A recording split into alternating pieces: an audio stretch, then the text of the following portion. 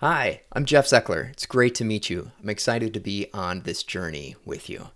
Before we begin, you probably have a basic question like, hey, who exactly am I?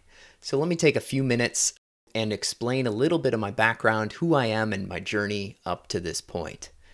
This is what I look like most often with a self-shaved haircut, and my students call me Prof Z. But this is what I looked like freshman year of college. Today, this is my workspace now. A couple of dual screen monitors, lots of stuff physically spread out around me. And you'll notice I'm a very tactile creator. I've got to have stuff around me. I'm often printing off things, making notes, and I use a lot of Post-it notes. But let's step backwards a little bit to what got me here. I began my career as a chemical engineer at Madison, Wisconsin. However, as I began that career, I wasn't exactly sure if I was going to enjoy the jobs that degree would give me. So I tried an internship every summer. Started at a car wash cleaning company. Then I moved into the oil field service industry, a place called Schlumberger. Worked out in Farmington, New Mexico. My second day of work was 39 hours long. It's a very interesting career choice for those who go into the oil field industry. I also tried my hand at Kimberly-Clark near the Green Bay, Wisconsin area and got to help develop and make some wet toilet paper products. They didn't sell very well, but they did cost a lot of money. And then I also tried my hand developing food products at General Mills. I got to make Totino's pizza rolls. During college, I also got my first global experience, got to study abroad in Australia for 6 months, traveling around in an RV. It was a pretty great experience. Also, decided that food was where it was at. Super fun to develop food products because what you make, you get to eat, and that determines kind of your success. So out of college, moved to Minneapolis and lived on a lake there called Medicine Lake, and I worked at General Mills. Following having our first child, I decided to move back to Green Bay, Wisconsin, where I grew up, and I worked for a food company called Bird's Eye Foods, a much smaller company than General Mills, so I got to be part of a lot of their innovation process, marketing campaigns. I got to do a lot of traveling for them. Also started to step into that space that I would call the innovation world. I went to some conferences as a speaker and actually got in a little bit of trouble with my manager on this topic above. Why won't you let me innovate? I was sharing about the difficulties that sometimes young employees face as they step into larger corporate jobs, and they've got a lot of energy, but there's a lot of systems in place that don't allow them to really innovate. Also tried my hand in the entrepreneurial world earlier in my career. I had a wedding photo booth business for 10 years, operating out of the Midwest area. We had 3 photo booths running most weekends. Very high profit margin in that business, but I often had to show up to people's weddings, which is fun for the first 10, and then it starts to get a little old. Also developed an app early in the App Store days, had about 40,000 users using it at the time. Since then, I've let the code kind of just deteriorate along with the various different iOS upgrades. But I also stepped into what I would call the creativity world. I decided to go and get a master's degree up in Buffalo State in New York. And I've since leveraged that into a consulting career. And that's when I moved to Cincinnati about 11 years ago. And I worked for a company called Seek, got to travel the globe, work with Fortune 50 companies, helping them develop concepts, new ideas, running a lot of workshops, sometimes for 10 people, sometimes for 200 people, running full conferences of 600 people in Zurich at one point in time. Also tried my hand here in Cincinnati with a design company called Kaleidoscope. A lot more hands-on, tactile connection to the engineering of the work. So usually starting in that front-end space of coming up with ideas, running workshops, brainstorming sessions, but also developing those products using things like 3D printing and virtual reality, ultimately creating the first production run in manufacturing.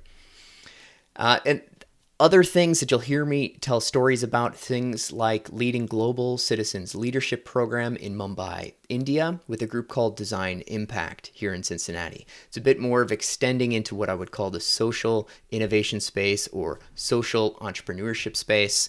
I've gotten to help various different nonprofit organizations here in Cincinnati, running them through design thinking workshops, helping them understand how to use the innovation tools that corporations use, but use them internally for nonprofits.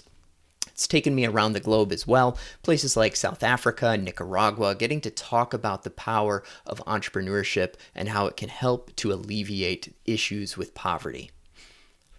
So personally, my life looks kind of fun in the summer times. I've got 3 daughters. Currently, they're aged 15, 13, and 11. And for the past 6 years, we've been driving around in an RV, hitting national parks, and having lots of different adventures. We've made it to over 30 so far. Probably my favorite has been Zion. We did have a pretty significant experience where our 1988 RV did kind of explode on the side of the road just before going through a big, long tunnel. I was able to, in about an hour and a half, use some parts from inside the RV, cut some tubes, and get inside the engine block and actually fix what was wrong. And we were able to keep driving. Pretty neat experience. And I've had some more recent global experiences as well. One of the things that we tell our daughters is when they turn 13, their present is 1 week anywhere in the world with me. So I got to take our oldest daughter a couple years back to London and Paris to check out, the Harry Potter 9 3/4 platform. My wife and I did a trip to Scotland. Our family's been to Nicaragua, India. There's a picture here from a trip to China when we were scooping panda poop and feeding panda bears. And then also, I got to take a group of students to Bangalore, India, in 2020, just before the pandemic came through, leading a local design thinking and leadership program with some of the students from India and some of the students from Miami. There's other experiences as well that I can share about. Some other things too related to my background. I've done quite a bit of writing related to how empathy relates to the topic of creativity and innovation, and also created a few products with friends, things like walk a mile cards that help people to feel empathy for those with like type 1 diabetes or other types of health illnesses. And I'm still currently doing speaking at various different conferences. And you'll notice I also have stories related to the faith and community leadership areas. I help to lead a group of men of about 100 or so who meet weekly and talk through various different levels of connection and faith. Help to lead families through an experience called Family Camp that's been ongoing for about 11 years now. And also I do some facilitation through a local organization called Ocean, which helps entrepreneurs connect their desire to be an entrepreneur with their faith activities. And I've been at Miami University teaching in the Department of Entrepreneurship, getting to encourage and promote the various different aspects of creativity, helping students to gain creative confidence in order to take that bold next step that could be in their future. This is my 6th year teaching, and I'm having a blast doing it.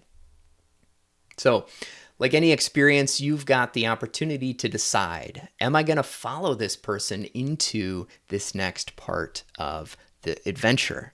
And so I just want to make this promise that, hey, if you follow me, here's what you're going to get. If you follow me, you will learn more about who you are and what you're capable of.